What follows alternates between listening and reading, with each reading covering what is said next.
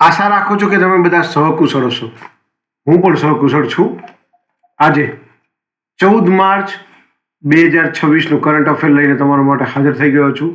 તો ચાલો મોડું ન કરતા આજનો વિડીયો શરૂ કરીએ છીએ. એની પહેલાં કહેવા માંગીશ કે ચેનલ પર નવા હો તો સબસ્ક્રાઈબ કરીને રાખજો. વિડીયો જો પસંદ આવે તો લાઈક કરી દેજો. ભાઈબંધ દોસ્તાર ફેમિલી મેમ્બર સાથે વિડીયો શેર જરૂર કરજો જે પણ ગવર્મેન્ટ એક્ઝામની તૈયારી કરતા હોય.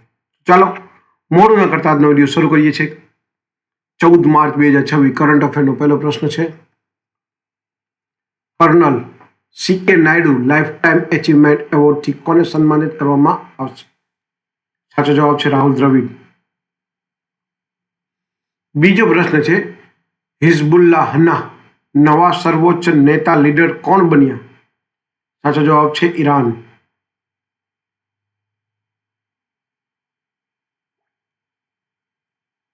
ત્રીજો પ્રશ્ન છે.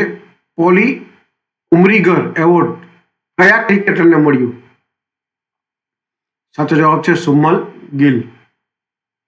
ગિલ. ચોથો પ્રશ્ન છે. ઇન્ટરનેશનલ રેલ કોચ એક્સપો 2026 નું આયોજન ક્યાં થયું? સાચો જવાબ છે ચેન્નઈ.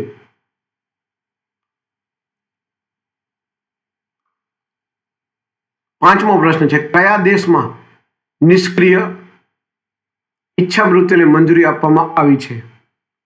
સાચો જવાબ છે ભારત. છઠ્ઠો પ્રશ્ન છે. નદીઓ માટે આંતરરાષ્ટ્રીય કાર્યવાહી દિવસ ક્યારે ઉજવાય છે? સાચો જવાબ છે 14 માર્ચ. સાતમો પ્રશ્ન છે. ભારતની પહેલી ખુલ્લેઆમ ટ્રાન્સજેન્ડર સાંસદ કોણ બની છે?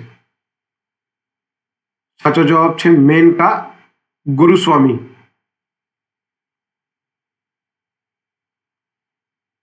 આઠમો પ્રશ્ન છે. ભારતનું બીજું સંપૂર્ણ સાક્ષર કેન્દ્ર શાસિત પ્રદેશ કયું બન્યું છે? સાચો જવાબ છે ચંદીગઢ.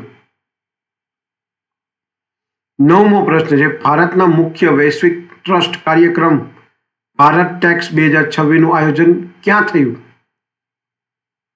સાચો જવાબ છે નવી દિલ્હી. 10મો અને છેલ્લો પ્રશ્ન છે. ભારતનો પહેલો ડિજિટલ ડીપ પ્લેટફોર્મ VO ચિદમ્બરમના બંદરગાહ દ્વારા લોન્ચ કરવામાં આવ્યો છે તે કયા રાજ્યમાં છે?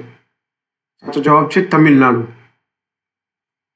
તો આ હતા 14 માર્ચ 2026ના કરંટ અફેર્સ અને એના જવાબો. વિડીયો ગમ્યો હોય તો વિડીયોને એક લાઈક કરી દેજો. ચેનલ પર નવા હો તો સબસ્ક્રાઈબ કરીને રાખજો. આ વિડીયો ભાઈબંધ દોસ્તાર ફેમિલી મેમ્બર સાથે શેર જરૂર કરજો જે પણ ગવર્મેન્ટ એક્ઝામની તૈયારી કરતા હોય. તો આજ માટે આટલું જ. જય હિન્દ, વંદે માતરમ દોસ્તો.